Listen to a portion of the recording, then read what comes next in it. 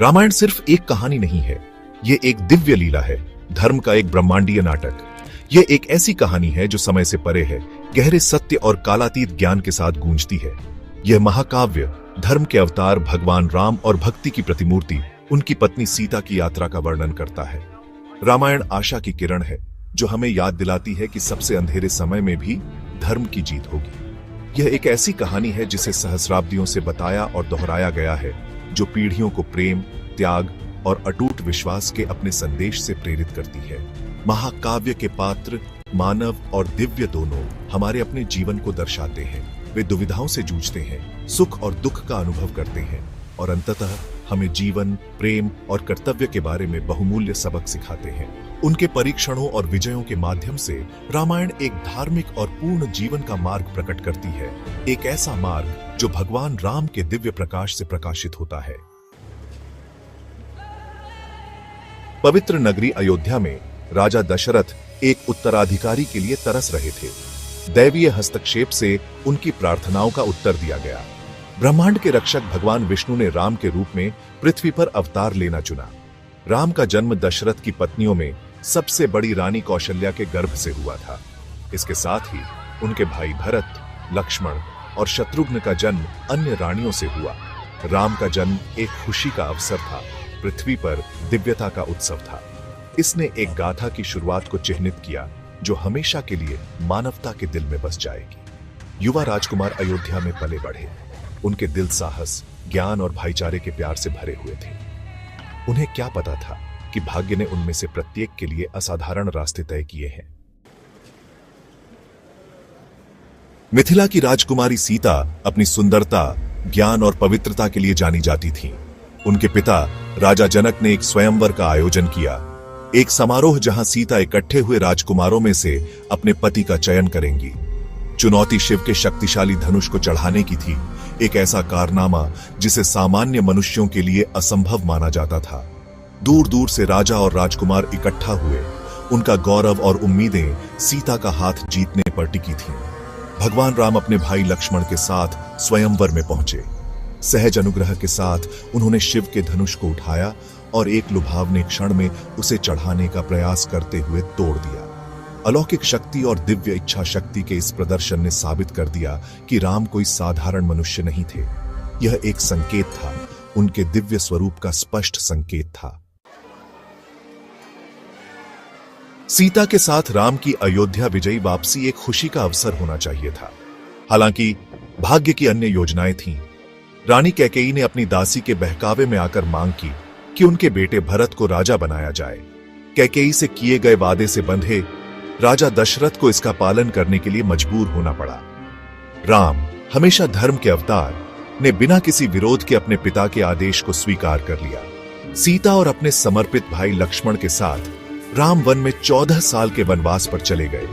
आत्म बलिदान का यह कार्य, व्यक्तिगत इच्छा से ऊपर धर्म को रखना, रामायण के संदेश का आधार बनाता है।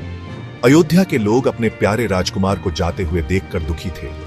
राम का वनवास केवल एक शारीरिक यात्रा नहीं थी, बल्कि उनके चरित्र, धार्मिकता के प्रति उनकी अटूट प्रतिबद्धता की गहन परीक्षा थी। भाग 5, अपहरण, प्रेम और निष्ठा की परीक्षा। वनवास चुनौतियों से भरा था। राक्षस और जंगली जानवर उनके रास्ते में आए, लेकिन राम ने सीता और लक्ष्मण के साथ साहस और लचीलेपन के साथ हर बाधा का सामना किया। एक भयानक दिन, राक्षस राजा रावण वासना और बदला लेने की इच्छा से प्रेरित होकर सीता को धोखा देकर उसका अपहरण कर लिया और उसे लंका में अपने राज्य में ले गया। सीता के लापता होने से राम की दुनिया बिखर गई। उसके प्रति उसका प्रेम परिपूर्ण, अटूट था। बिछड़ने का दर्द बहुत बड़ा था, फिर भी उसे बचाने का उसका संकल्प कभी कमजोर नहीं हुआ। सीता का अपहरण महाकाव्य में एक महत्वपूर्ण मोड़ था। इसने घटनाओं की एक श्रृंखला शुरू की जो राम की ताकत, उनके प्रेम और धर्म के प्रति उनकी अटूट प्रतिबद्धता की सीमाओं का परीक्षण करेगी। भाग 6, आशा का उदय, हनुमान का लंका में आगमन। खोए हुए और दुखी राम और लक्ष्मण ने अथक रूप से सीता की खोज की।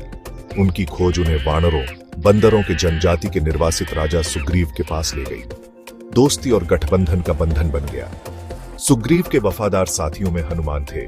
एक बहादुर योद्धा जो अपार शक्ति और राम के प्रति अटूट भक्ति से धन्य थे। सीता को खोजने का काम सौंपा गया।